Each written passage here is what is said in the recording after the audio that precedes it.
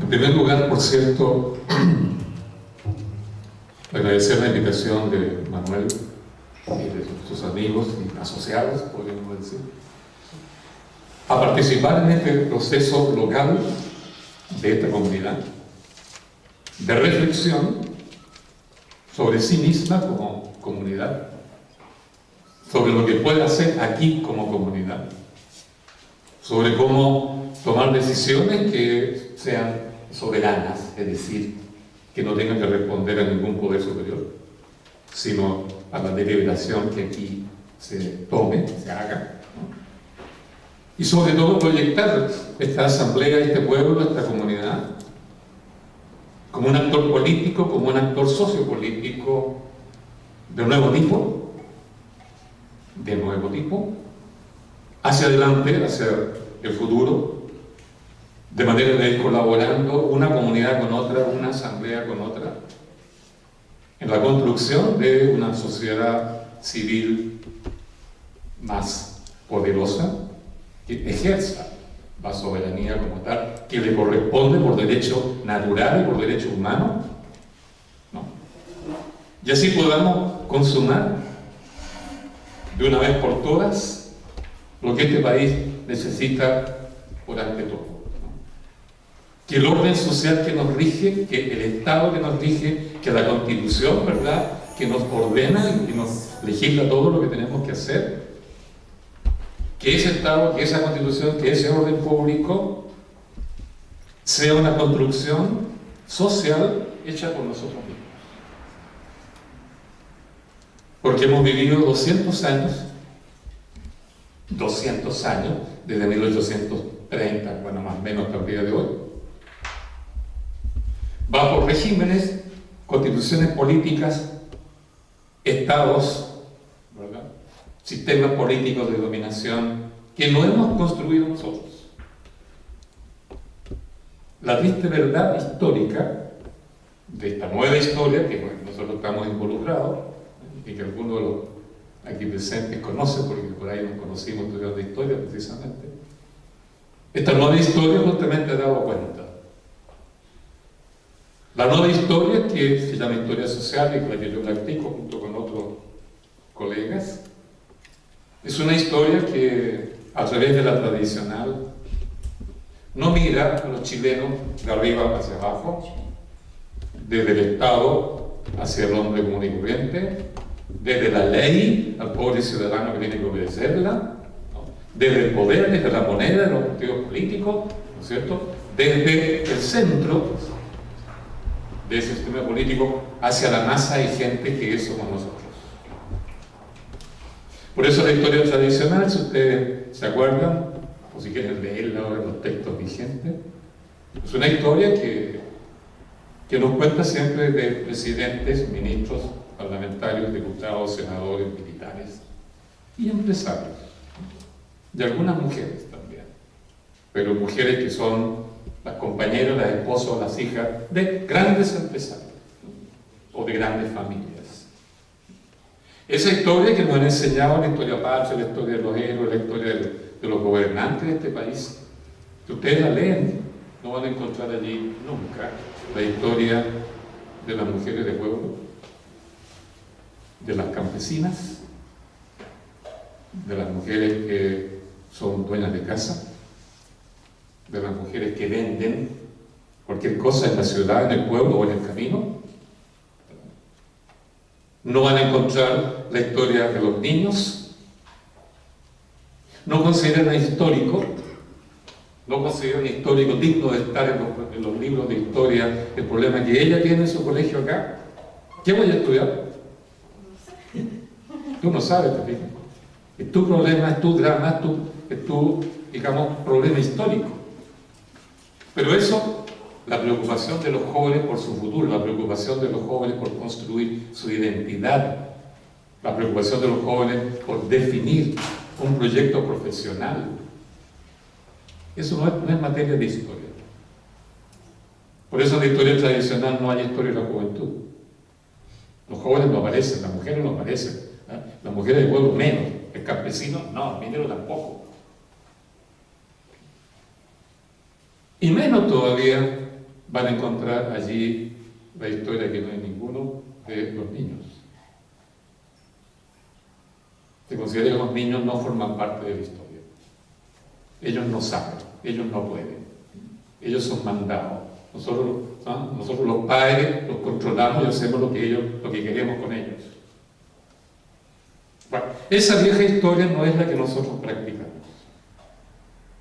La historia nuestra, la historia social, estamos practicando una docena o docena y media de historiadores académicos de la universidad y una buena cantidad de alumnos nuestros que ahora están actuando como profesores de colegio.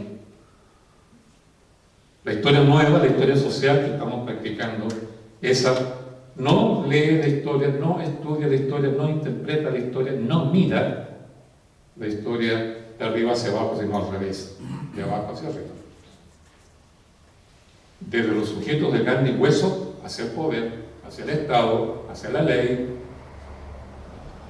desde la mujer dueña de casa, de ahí mira a lo que tiene que ver con modernización, relaciones exteriores, Estado, qué sé yo, partidos políticos.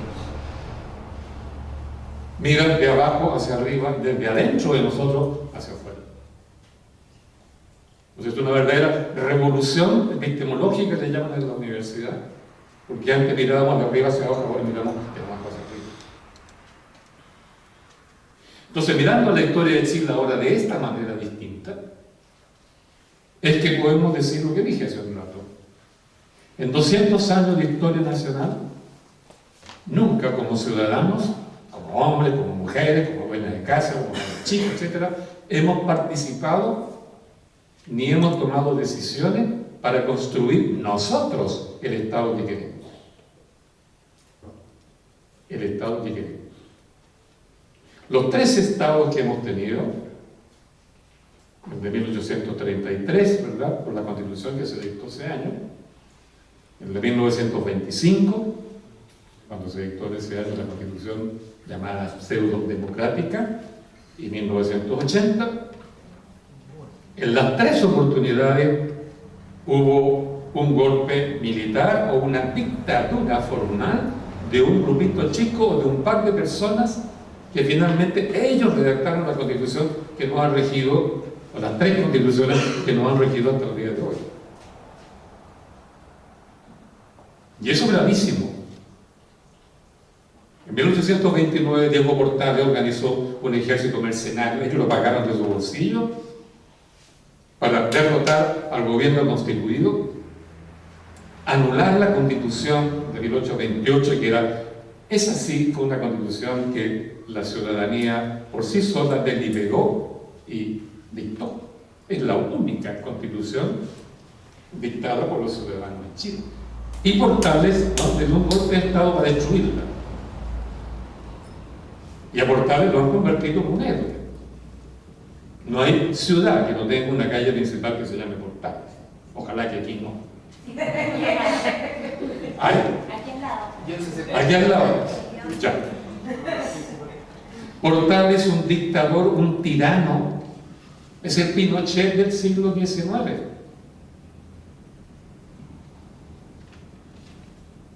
Apresó gente, torturó gente, mató gente, mandó al exilio gente, el mismo cuento de Pinochet, solo que sin DINA. Mejor dicho, tuvo también una DINA, porque tuvo policía secreta. Tuvo policía secreta y tuvo leyes secretas igual que Pinochet. El punto importante es el siguiente. Hay que hacerse la pregunta, ¿dónde radica la soberanía? Y con un apellido, la soberanía popular. Porque en la historia nosotros sabemos que han existido 2 soberanías. La soberanía divina que proclamaron los reyes absolutos para construir un Estado de arriba hacia abajo, dictatorialmente, autoritariamente, y que lo justificaba porque decía, mi poder viene de Dios. ¿Y qué más grande soberanía que la de Dios? Los estados modernos en Europa fueron construidos echando mano de la soberanía divina. Los reyes absolutos echaron mano de la soberanía divina, los españoles, los franceses, los ingleses al principio, los alemanes entre medio. Y esa se opuso radicalmente a la soberanía popular. La soberanía popular fue la que fueron construyendo los campesinos pobres, que cuando cayó el Imperio Romano quedaron solos, deambulando en el continente, y los artesanos pobres que quedaron solos, deambulando en el continente. Entonces se aglomeraron, formaron una comunidad, ocuparon un territorio, trabajaron la tierra, construyeron ellos sus casas, campesinos, artesanos, y se autogobernaron. En el sentido que ellos construyen la ciudad, el pueblo, la villa, lo que sea. Ellos sembraron la tierra, ellos cosecharon la tierra, ellos conservaron el bosque por razones ecológicas, y porque ahí tenían pájaros, caza, ciervos, qué sé yo, para cazar y comer, hierbas medicinales. Entonces se autogobernaron porque después que cayó el Imperio Romano no hubo Estado en Europa. Desde el siglo V al XV no hubo Estado en Europa. Entonces estos pueblos de campesinos y artesanos se organizaron para convivir, protegerse, trabajar, producir, subsistir, y ellos tomar las decisiones sobre qué sembrar, cómo cosechar, cómo rotar las tierras, cómo distribuir el producto, y los artesanos ahí entre medio construyendo todo lo que era necesario para la vida de todos. Esa fue la soberanía popular, a ras de tierra, de campesinos y artesanos. Por eso se produjo un conflicto que partió entonces y todavía sigue. La soberanía que va por arriba, que es abstracta, que viene de principios generales, al principio de Dios, ahora no importa, son principios generales, y la soberanía popular que va por abajo. Entonces, cuando hablamos de soberanía, hay que tener clarito. La soberanía no existe sino en las comunidades humanas, sociales, que conviven en un territorio, que trabajan el territorio, que se ayudan solidariamente el uno al otro, que piensan sobre los problemas que los afectan, que toman decisiones por sí mismas sobre los problemas que los afectan y sobre todo aplican las decisiones para resolver ellos mismos el problema. Por eso, los pensadores del siglo XVIII y XIX, hasta el 20 nomás después ya no, dijeron: la soberanía radica solo en la comunidad viviente. Podríamos decir en la comunidad de Guadañé, iba a decir otro nombre, de Guadañé. Aquí hay una comunidad viva. ¿Por qué es importante decir que la soberanía solo puede darse en la comunidad? Porque la soberanía es una voluntad colectiva. La soberanía no es una voluntad individual. Ese es el libre albedrío. Yo puedo pensar lo que quiero. Ella puede decidir, ya, voy a estudiar física, química, historia, castellano, cualquier cosa. Pero yo decido. Ese es el libre albedrío. Pero eso no es soberanía. La soberanía no radica en ella, radica en todos los que pueden construir una voluntad colectiva. ¿Y dónde se construye mejor una voluntad colectiva? Y uno puede ahí comenzar a preguntarse, analizar el problema y resolverlo. ¿Dónde hay mejor una voluntad colectiva? ¿En una comunidad como la de Guadañé? ¿En un partido político ideológicamente constituido en función de la carrera política que cada uno de sus miembros quiera hacer y el partido le ayuda o no le ayuda? ¿En un sindicato donde todos luchan por un mismo interés, el contrato de trabajo de nuestro gremio, de mi fábrica, donde radica mejor la construcción de una voluntad colectiva que representa a todos? Es cuestión que uno decide. Puede ser sindicato, puede ser partido político, puede ser una corporación gremial o una comunidad local. Una comunidad. la comunidad local. Todos los filósofos que han pensado el tema de la soberanía y el tema del Estado han concluido lo mismo. No hay una forma asociativa que mejor una a todos sus miembros, a todos los miembros de la comunidad, que le haga sentir un sentido de pertenencia a un territorio, que les haga luchar por un cierto tipo de calidad de vida común, que la comunidad territorial. En eso hay acuerdo. Por eso la soberanía normalmente, repito, es una voluntad colectiva, no es una voluntad individual, eso hay que tener un clarito. La voluntad colectiva va a surgir donde estamos juntos y podemos deliberar juntos para tomar decisiones. Porque la clave aquí es deliberar. Nos reunimos, ¿qué significa deliberar? Nos reunimos, este es el problema que nos afecta. La comunidad tiene la virtud que los problemas que la afectan a todos. Pensemos en Freirina, un pueblo parecido a este tiene 6.000 y tantos habitantes, en el norte, Valle del Huasco. Apareció allí una tremenda empresa AgroSuper, compró 70.000 hectáreas alrededor del pueblo.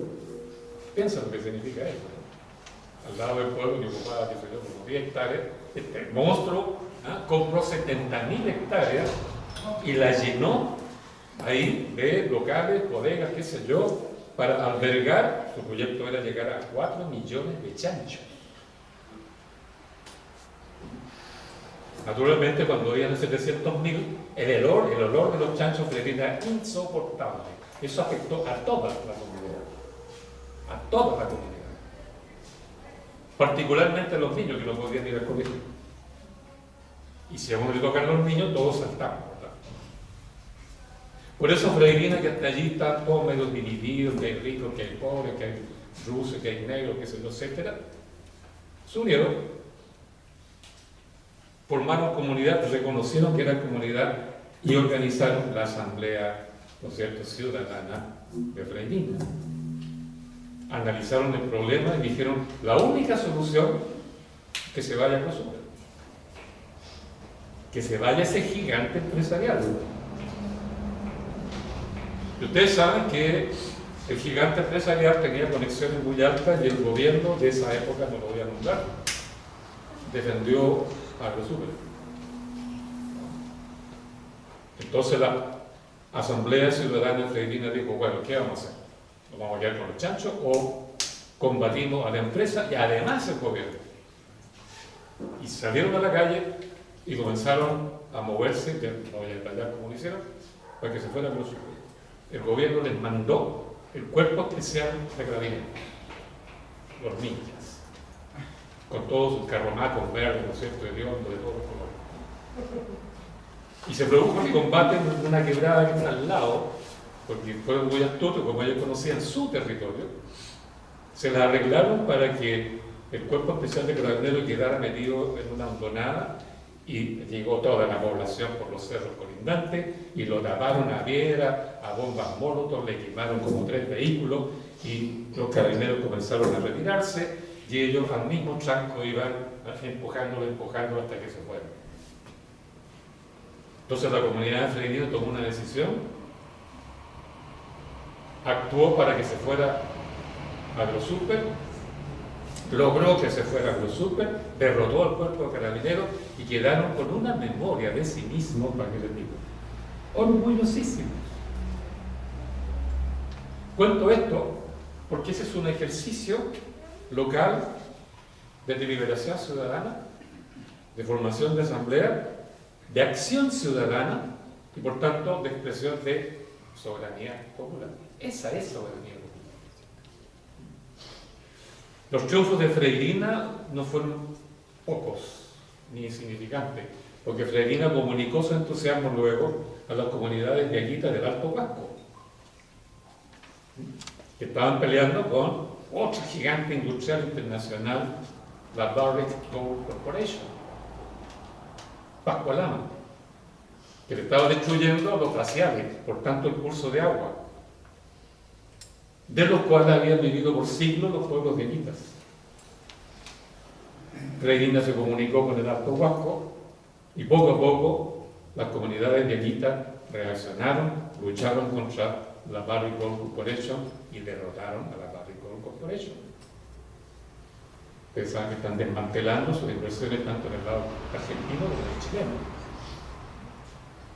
Y la misma, las dos comunidades bajan después por el Valle del Huasco hasta el puerto del Huasco, donde se había levantado una enorme planta termoeléctrica que estaba, digamos, contaminando todo el aire de la ciudad. Y se formó otra asamblea territorial y las tres juntas limpiaron el valle, de arriba a abajo. Entonces triunfaron contra tres grandes empresas, gigantescas empresas nacionales y extranjeras. Le doblaron la mano al gobierno de turno. Mandaron cambiar un equipo de lobistas, ¿no?, que mandaron allí para que la ciudadanía aceptara Agrosur, porque si yo se quedara con Agrosur, lo mandaron cambiar. Derrotaron al cuerpo carabinero. Fíjese que lo que una asamblea que se extendió por todo el Valle del Huasco desde arriba a abajo, logró en menos de 2 años. 2 años y medio, podríamos decir. Actuó con soberanía, actuó con decisión, deliberó, actuó, cosa que nunca antes el movimiento popular chileno había logrado por sí mismos parar a tres gigantes empresariales, doblarle vergonzosamente la mano al gobierno y mandar al cuerpo de carabineros, ¿verdad?, vaya abajo arrancando con la cola hecha a la tierra. Mídala con un metro histórico, con un patrón histórico, y esa es una victoria, piénselo un poquito, gigantesca. Bueno, ese fenómeno se está dando por todo Chile. Asambleas territoriales están surgiendo desde Arica a Magallanes. No voy a entrar en detalle en ese sentido. Justamente tenía que ir mañana, y ya no voy a poder ir con una serie de problemas que se presentaron, a Coquimbo, donde había una asamblea de dirigentes nacionales de la Federación de Empleados Municipales de Chile. Porque los empleados municipales, que son en su mayoría profesionales, sociólogos, ¿no es cierto?, psicólogos de todo tipo, trabajadores sociales, historiadores también están metidos. Ellos, este nuevo personal del municipio, recuerden que el municipio de la época de Allende y más atrás, tenía alcaldes, regidores y obreros municipales que barrían las calles. Hoy día los municipios tienen, ¿verdad?, alcaldes, concejales, como se llaman ahora más elegantemente, y una masa de profesionales de alto nivel que hacen trabajo de terreno dentro de la comunidad. Esta gente que hace trabajo de terreno con la comunidad local y está en contacto con la comunidad local, con las organizaciones locales, por tanto tiene una experiencia directa de la comunidad local y piensan en torno a eso profesionalmente. Entonces se han dado cuenta que las asambleas territoriales tienen un poder insospechado si lo comparamos con otras épocas. Entonces mañana se van a reunir para discutir cómo se va a adaptar o no el municipio ante este fenómeno de la emergencia creciente de asambleas ciudadanas. Porque este es un personaje nuevo. Es el invitado de pie de la clase política. Asamblea Ciudadana. Fíjese que nadie, ningún político habla de ellas. Nada. ¿Y qué cambió? ¿Ah? ¿Qué cambió? De a poco vamos a pensar. Incluso ustedes se fijan que ante la presión de esta, es una presión indirecta de las asambleas ciudadanas, se comenzó a hablar de que hay que cambiarlo todo, para eso se requiere una asamblea constituyente donde el pueblo decida qué constitución necesitamos. Entonces el miedo sordo que produce esta expansión de la asamblea ¿Cómo respondió el gobierno? Entonces nosotros vamos a hacer una asamblea constituyente. Vamos a organizar un proceso constituyente. Y lo diseñaron, como quieren diseñar, ¿verdad? Un plan de acción tecnocráticamente decidido, de arriba hacia abajo. ¿Ya? Y van a llamar a cabildos locales, que van a durar 2 meses o 1 mes tal vez. Y ya están designando un conjunto, como le llaman, de facilitadores para dirigir el debate de los ciudadanos en cada cabildo que se llame, ¿no? Y estos señores, ¿verdad?, van a tener el poder para manejar. Todo el mundo sabe que uno puede manejar una asamblea, ¿no? Si se nombra un director, un presidente de asamblea, se puede manejar la asamblea. No hay ningún misterio. Pero estos facilitadores, entonces, que se está proponiendo una nueva constitución, tenemos en marcha la asamblea ciudadana. ¿Qué van a enseñarle a la gente? ¿Cuál es la formación que ellos tienen? Entonces el gobierno les iba a dar un instructivo, una capacitación. El consejo que se nombró de observadores de este proceso, un abogado que hace de cabeza, dijeron no, el gobierno no puede educar a los facilitadores porque la manipulación, de nuevo, de este proceso. Entonces dijeron, bueno, que haga la Universidad de Chile los cursos de 1 semana. La Universidad de Chile va a dar cursos de formación para los facilitadores de 1 semana. ¿Qué les van a enseñar ustedes en 1 semana a estos facilitadores de lo que es un proceso constituyente? Hay que empezar por lo que discutir lo que estamos viendo acá, soberanía, poder constituyente, asamblea ciudadana, deliberación, poder constituyente, como dije, etcétera. ¿Cómo se organiza una asamblea constituyente? De abajo hacia arriba, no de arriba hacia abajo. ¿Cómo se organiza una asamblea constituyente? ¿De qué manera participa la ciudadanía? ¿Cuán largo es un proceso constituyente en el tiempo?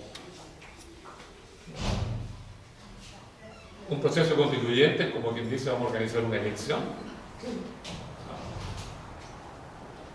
El proceso constituyente en Chile, cuando hemos tenido 200 años y no hemos aprendido a construir Estado, porque lo ha construido otro.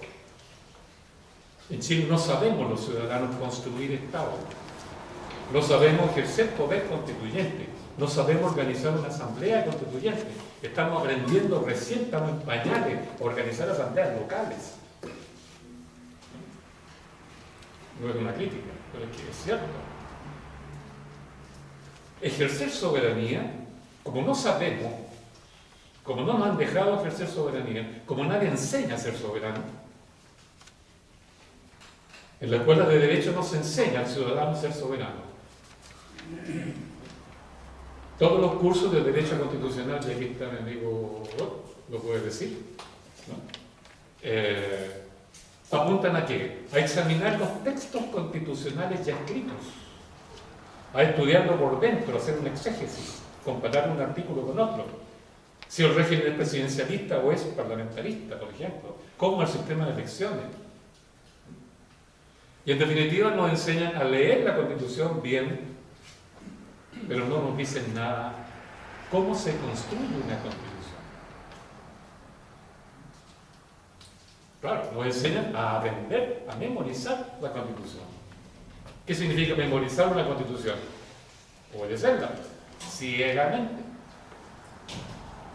Nadie nos enseña a ser ciudadanos, nadie nos enseña a construir nosotros soberanamente el Estado que necesitamos.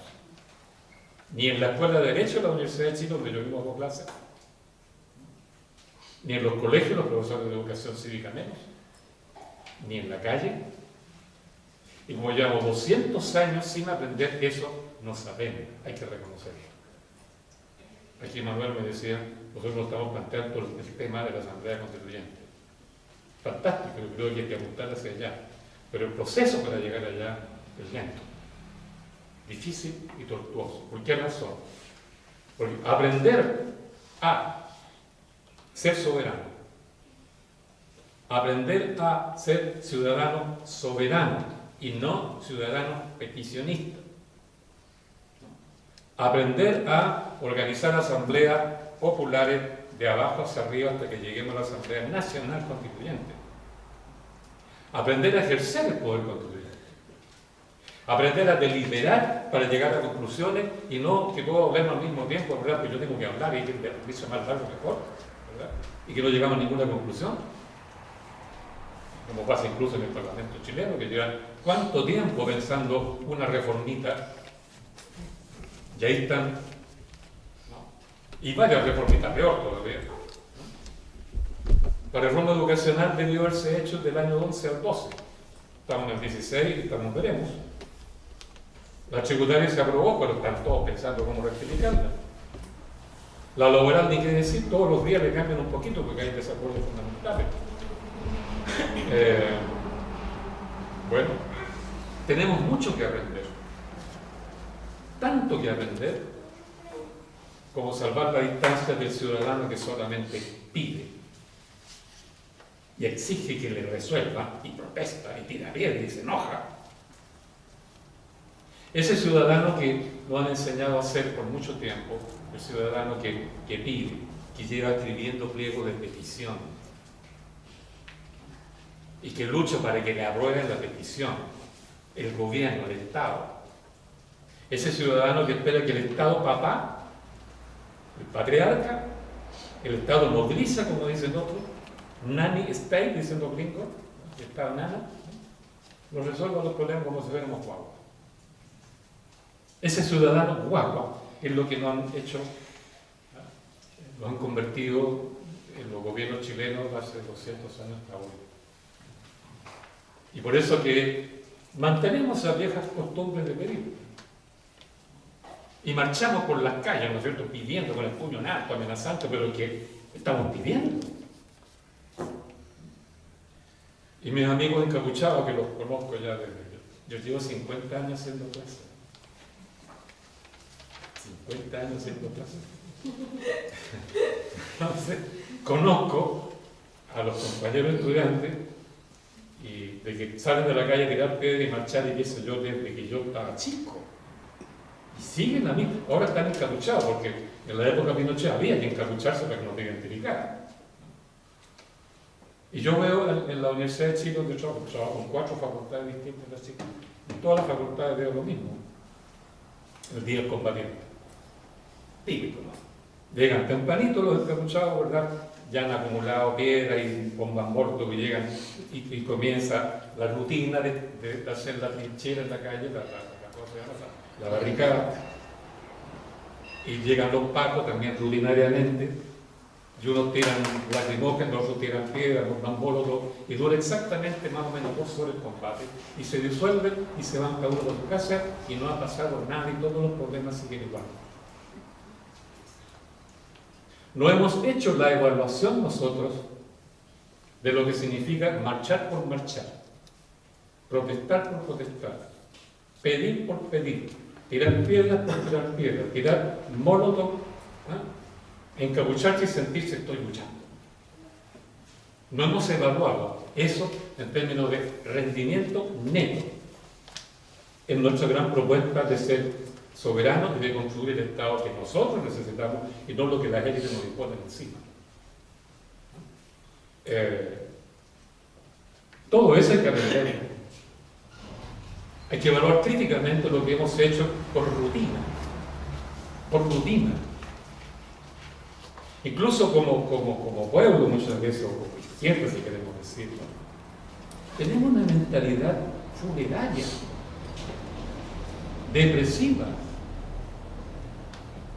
Un ejemplo que me hicieron patente tiempo atrás unas compañeras del departamento de psicología de la Universidad Arci cuando trabajábamos en Arci.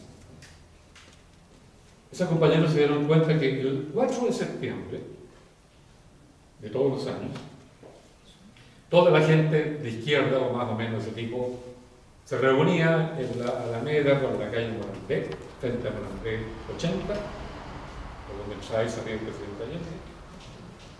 Ahí se juntaban, se ponían a gritar, presidente Allende presente, y luego marchaban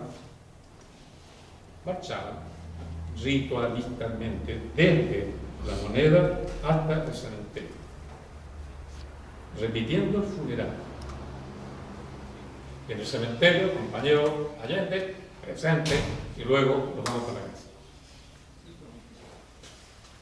Entonces esta compañera dijeron, pero es el colmo, ¿no? Que simplemente salgamos a luchar a la calle repitiendo el funeral de Allende con el mismo sentido mortuorio. Como quien dice, exaltando nuestra derrota, refosilándonos en la muerte, la agonía, la derrota. Entonces el culto al heroísmo se ha convertido, ¿se fijan?, en el culto a la derrota, pero disfrazado es que luchamos. Entonces algunos se sienten felices tirando piedras, cualquier cosa, porque están luchando. El gerundio luchando se convierte en, como decía una amiga mía, el gran chupete de conciencia. Yo con eso digo tranquilo. Chupete para la conciencia, no es de, bueno, estoy luchando y digo que ir, entonces me voy para la casa contento, soy revolucionario. Es fuerte decir esto, porque nuestras tradiciones en la izquierda son muy profundas, ¿no? Estamos llenos de héroes, mártires, luchadores. Raya a la suma, y la suma final, héroes sí, derrotados. A tal punto llega esto que, fíjense ustedes que nuestros héroes nacionales son todos perdedores. O'Higgins, nuestro héroe máximo, no ganó ninguna batalla. Y fue un dictador que la ciudadanía lo derrocó. Y lo seguimos rindiendo honores. Probablemente hay otra calle que se llama O'Higgins. Otro gran héroe que en la última encuesta que hizo la Televisión Nacional a los estudiantes ganó el primer lugar dentro de los hombres más notables de Chile, Arturo Prat. Arturo Prat, otro perdedor. Y no exaltamos a nuestros vencedores. Tenemos la estatua de Caupolicán, lo tomaron preso y lo sentaron en la pica, lo torturaron y lo mataron. Héroe, se lo han traducido. Pero no tenemos estatuas, no hemos exaltado a los vencedores, sobre todo a los vencedores populares. Pelantaro, estoy seguro que aquí nadie lo conoce. Pelantaro, Toqui, cacique y Toqui, mapuche.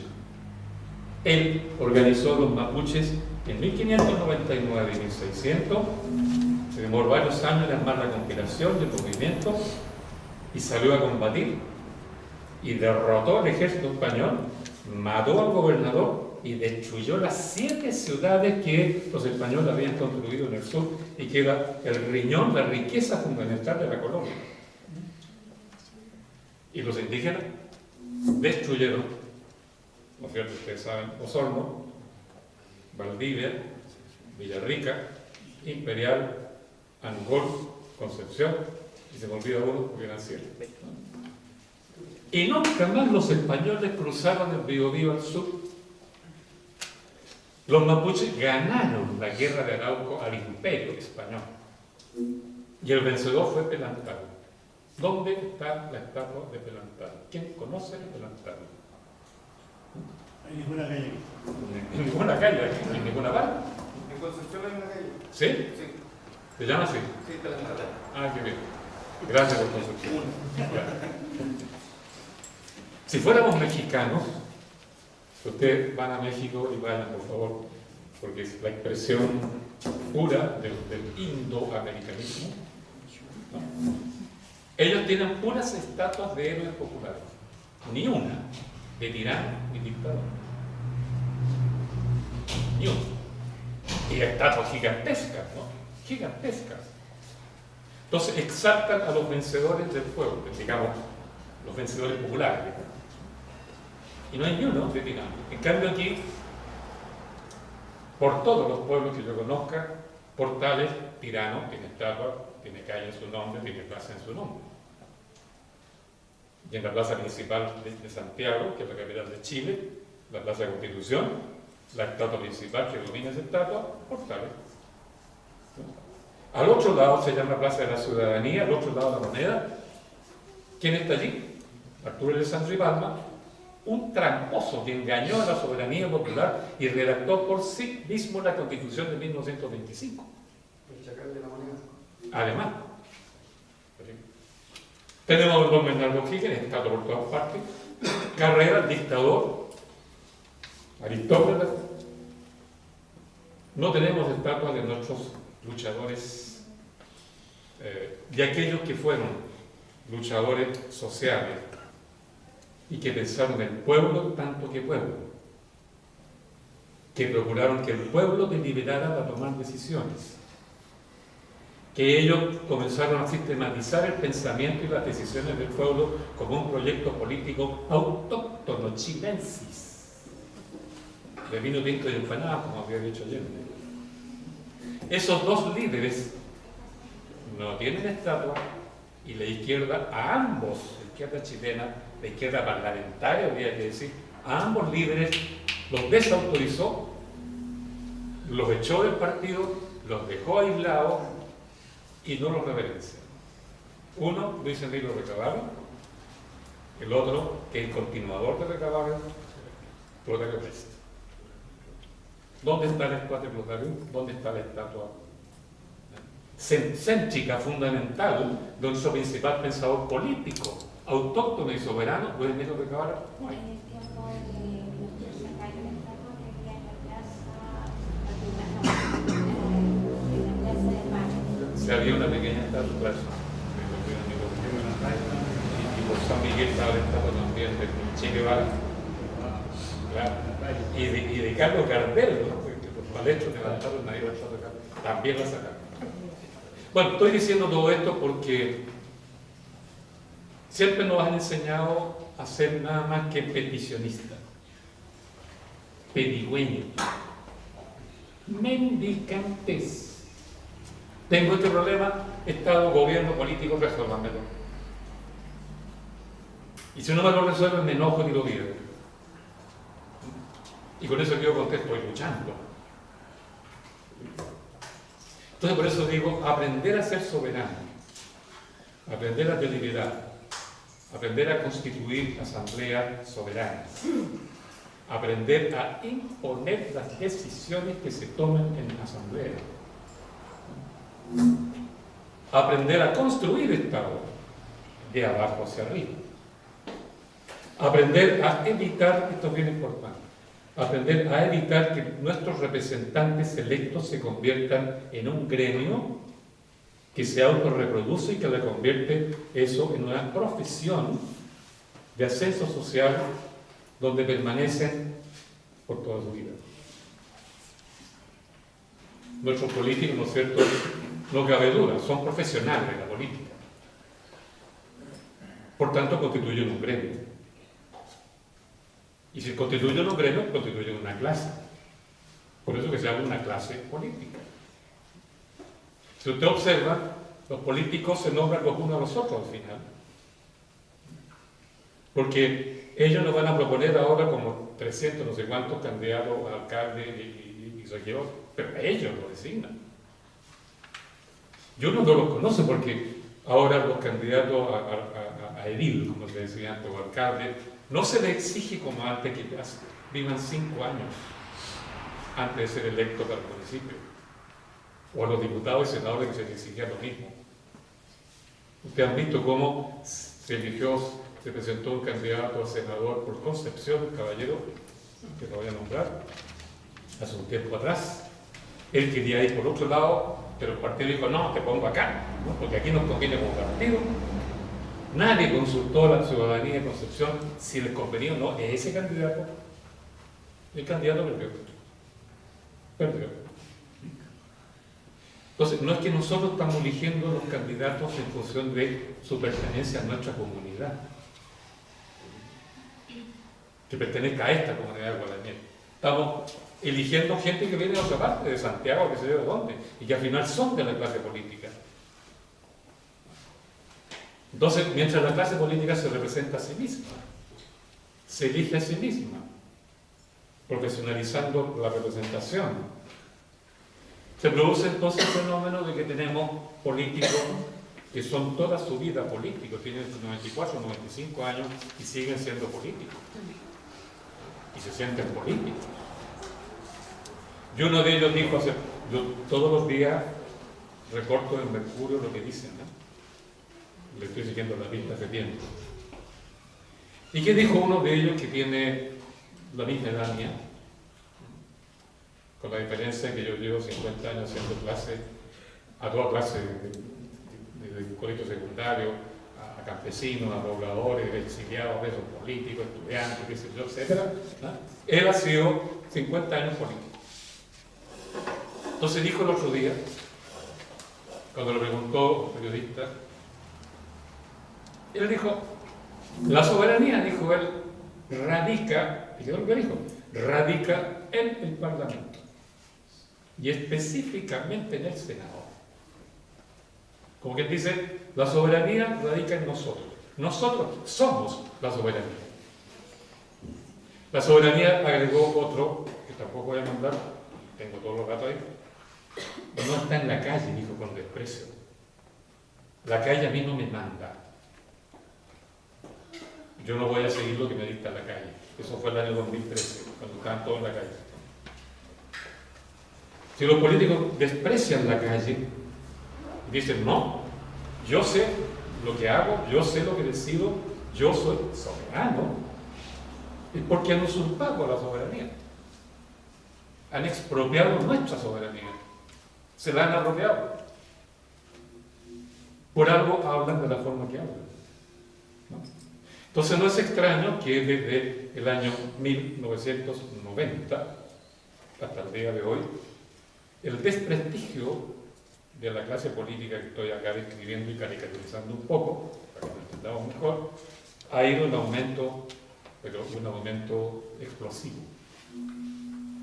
Porque ya el año 91, 1991, primer año del gobierno de la Concertación, gobierno de Patricio Aylwin, el Programa de Naciones Unidas para el Desarrollo, PNUD, hizo una encuesta en Chile, a todos los chilenos, o digamos una muestra significativa de los chilenos, sobre qué opinión tiene usted de los políticos, del sistema político, de los partidos políticos, de la Constitución del 80.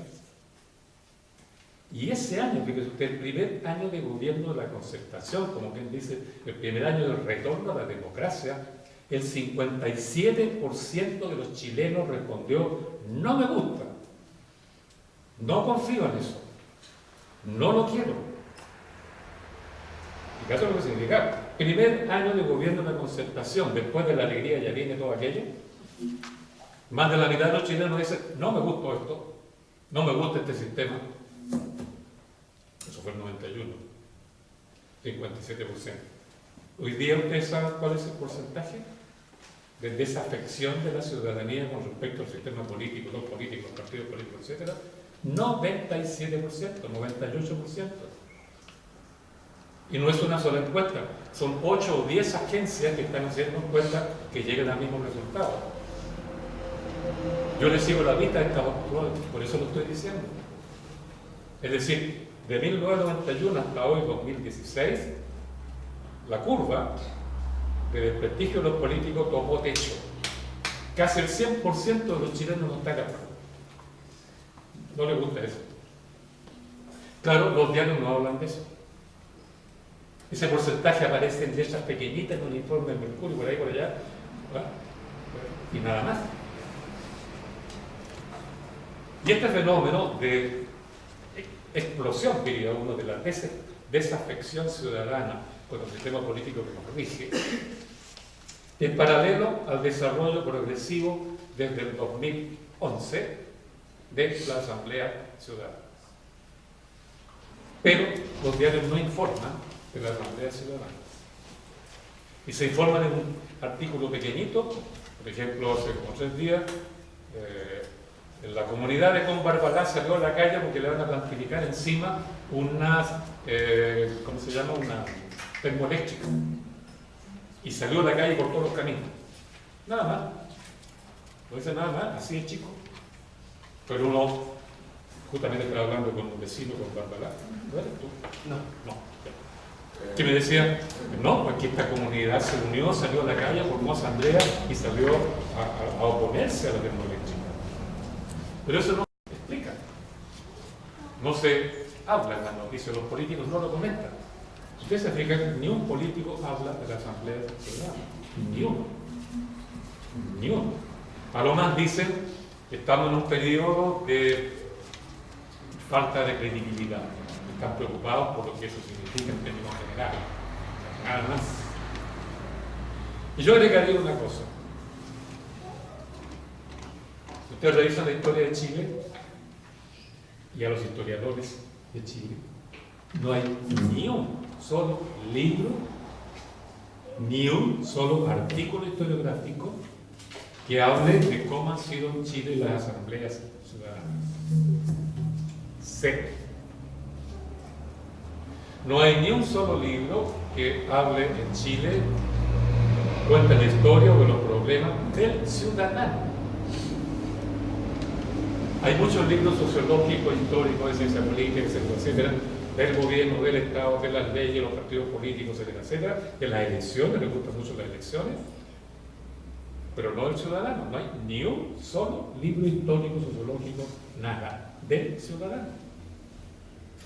Hay uno en la Escuela de Derecho, que es uno de los profesores tuyos, con otro más, Sofía Correa y compañía. Sí, Pero es como la ley define al ciudadano. Que no es lo mismo. Es muy distinto. Entonces no tenemos ni historia, ni sociología, ni teoría, ni ciencia política de nosotros. Ni como ciudadanos, ni como comunidad, ni como asamblea. Me interesaba venir porque justamente nosotros estamos investigando este mismo problema. El año pasado publicamos un libro así de gordo, 1140 páginas, de historia chilena de la clase política civil chilena. Y digo clase política civil chilena porque también se aburrieron de este dictador, que estaba engañando a todo el mundo porque era enemigo de las elecciones inclusive. Entonces, las comunidades, voy a hablar así, las comunidades de la provincia, en ese tiempo había 3 provincias, Nueva Santiago, Concepción y Coquimbo. Las comunidades de la provincia de Concepción se unieron y formaron la asamblea, fíjese el nombre, la asamblea de los pueblos libres de la provincia de Concepción. Y se plantearon contra O'Higgins, que era un dictador que no quería nada de elecciones ni nada. Le enviaron una carta a los pueblos, a las comunidades de la provincia de Coquimbo. Y estos se reunieron y formaron la asamblea de los pueblos libres de la provincia de Coquimbo. Y ambas asambleas provinciales le mandaron una carta a Bernardo O'Higgins. Y le dijeron: señor director supremo, usted ha traicionado a la soberanía popular, no ha expresado la voluntad de esta, ha traicionado, por tanto, usted no nos representa y desacatamos su poder. Por tanto, le dijeron: váyase. En términos técnicos, estaban revocando el cargo de director supremo, es decir, estaban quitando el cargo y la ciudadanía, estas asambleas provinciales, iba a tomar la decisión que correspondía luego de salir de O'Higgins. Estaban ejerciendo soberanía. O'Higgins no cayó porque generosamente abdicó, como cuenta la historia tradicional. En una escena de salón dramática se abrió a la guerrera que tenía, mostró su pechito, ¿no? Y dijo: máquina, ya. Entonces todos hablaban de bailero, en fin. No, la verdad histórica es muy simple. La ciudadanía derribó O'Higgins porque era un tirano. Así de simple. Claro, Santiago se la arregló para no hacer eso, porque aquí estaba la oligarquía, no se estaba aquí, sino que en Santiago. Y se presentó un problema, porque Santiago entonces quiso resistir con el ejército, y resultó que este otro problema que hay que pensar. El ejército de ese tiempo era un ejército de ciudadanos, no profesional. O una parte era profesional, pero la gran masa era ciudadana. Y los ciudadanos, ustedes saben, deliberan. Usted sabe que en la Constitución del 33, la 25 del 80, ¿qué dice las Fuerzas Armadas? Las Fuerzas Armadas son esencialmente obedientes, no deliberantes. Eso hay que pensarlo.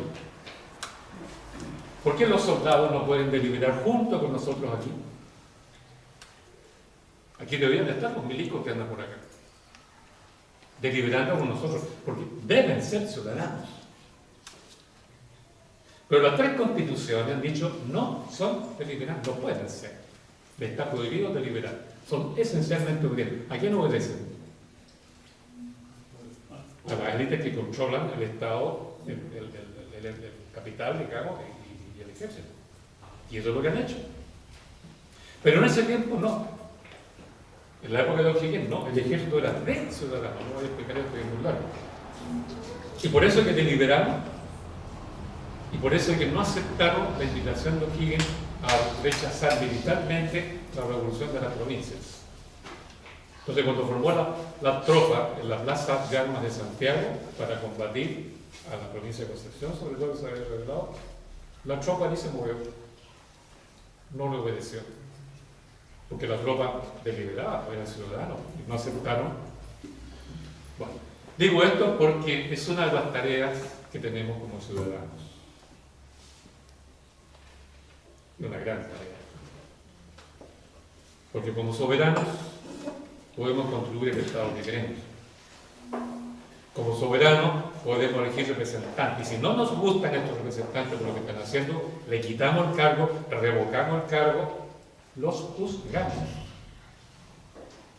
Y si es necesario, los condenamos. Los políticos tienen que ser responsables hacia abajo. Y nosotros tenemos que ser suficientemente soberanos como para evaluar a nuestros representantes, juzgarlos y condenarlos si es necesario, si no están cumpliendo nuestro mandato.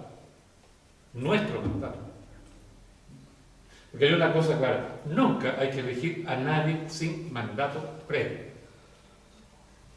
Eso es claro. La comunidad se reúne, delibera, dice, esta es la solución, y como es soberana, esta solución es un mandato. Establezco el mandato, después elijo al representante que lo va a ejecutar. Si el que va a ejecutar eso y me representa no lo ejecuta, lo hace mal y me traiciona, entonces el hombre no realizó mi mandato, le quito el cargo y lo juzgo y lo condeno por traición a la voluntad soberana. Por eso nunca hay que elegir a nadie sin mandato. Primero el mandato, después se elige, y sobre esa base usted juzga al representante, y si no cumple, le quita el cargo, lo juzga y lo castiga si es necesario. Eso es soberanía. Usted ve con nuestros políticos, ¿a quién le dan cuenta de lo que hacen? ¿Quién los evalúa? ¿Quién los juzga? Son absolutamente, en términos técnicos, esto no es una acusación, son absolutamente, en términos técnicos, irresponsables. No responden ante nadie, solo ante sí mismos. Pero eso es defecto nuestro. Ya lo empresario. Entonces, claro. Entonces, dentro de las tareas que tenemos por delante, que tenemos gigantescas tareas, en primer lugar, autoeducarnos nosotros mismos como ciudadanos soberanos. Es la gran tarea. Es la de reformar las Fuerzas Armadas. Reconstruir también, no solo el Estado, no solo la Constitución, la Fuerza Armada. Las Fuerzas Armadas no pueden ir a educarse a otro país, a Panamá o a Estados Unidos, para aprender la lógica geopolítica defensiva y ofensiva de ese país. Lo que llaman guerra sucia. Porque al final lo que aprenden ahí se la aplican a su propio pueblo. Y por tanto no es traición. Tenemos que reeducar a nuestras Fuerzas Armadas para que vuelvan a ser ciudadanos, para que deliberen con nosotros, para que respeten los mandatos que el pueblo establece, para que podamos juzgarlo en ese sentido, juzgarlo como ciudadanos, ¿no? Hay que reeducarlos, tienen que aprender la ciencia del pueblo, la ciencia de las asambleas, la ciencia de las comunidades, y defenderla, esa, y no atacarla. Gigantesca tarea que tenemos, porque ¿quién puede reeducar las Fuerzas Armadas? Ellos mismos, la red política, ¿no? Solo el poder soberano de la ciudadanía. Bueno, para terminar de una vez, porque este es un tema eterno. Estamos viviendo, creo yo, en Chile un periodo histórico excepcional. Hay que ser consciente de eso. Un periodo histórico excepcional. Después de muchísimo tiempo, las comunidades locales están aprendiendo por sí solas a ser soberanas. Y se están autoeducando en eso. Ustedes ven que Freirina aprendió, pero kilómetros, en ese sentido. La Asamblea de Magallanes también, la de ICEL también, qué sé yo, la de Calama. Y hay un interés muy grande para que esto sea también un proceso de aprendizaje con apoyo de las ciencias. Y la única ciencia que pueden apoyar a la ciudadanía en esto, en la historia social, desde que nosotros practicamos, es la psicología social, no la psicología freudiana ni mucho menos, social, es la antropología social, son las compañeras y compañeros de trabajo social, y los profesionales que en el municipio tienen esta formación social que les permite trabajar en el terreno mismo con la comunidad. Hay un proceso de aprendizaje. Y eso es una revolución. La revolución no consiste solo, ¿no es cierto?, en partir a la moneda, apoderarse de la moneda y meter a cualquiera adentro.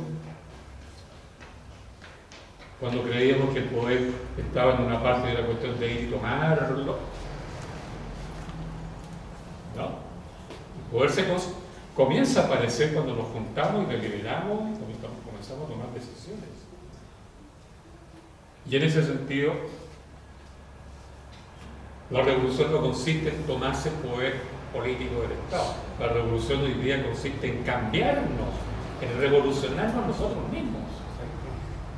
Como sujetos, como ciudadanos, como pueblo, como comunidad. Es autorrevolución, autoeducación. Transformando de ese ciudadano, repito, que vivía haciendo petición y reclamando porque le resolvieran lo otro, que es un ciudadano mendicante, es una pobreza ciudadana. Transformando en un ciudadano soberano que piensa, que delibera, que toma decisiones, que se educa, que estudia, etcétera, etcétera, y que toma decisiones suficientes como para que sus representantes obedezcan dócilmente lo que el pueblo decide. Este aprendizaje, sin duda, es también revolucionario. Pero no es en torno a la moneda la revolución, es aquí dentro, o aquí dentro de este local. Bueno, eso es lo que desde la historia social que yo practico, una investigación muy larga que hemos estado haciendo, hemos estado aprendiendo, hemos estado concluyendo en torno a estos temas, y un muy breve resumen de todo eso que yo he tratado de entregarle a ustedes en el día de hoy. Sería todo de mi parte. Muchas gracias.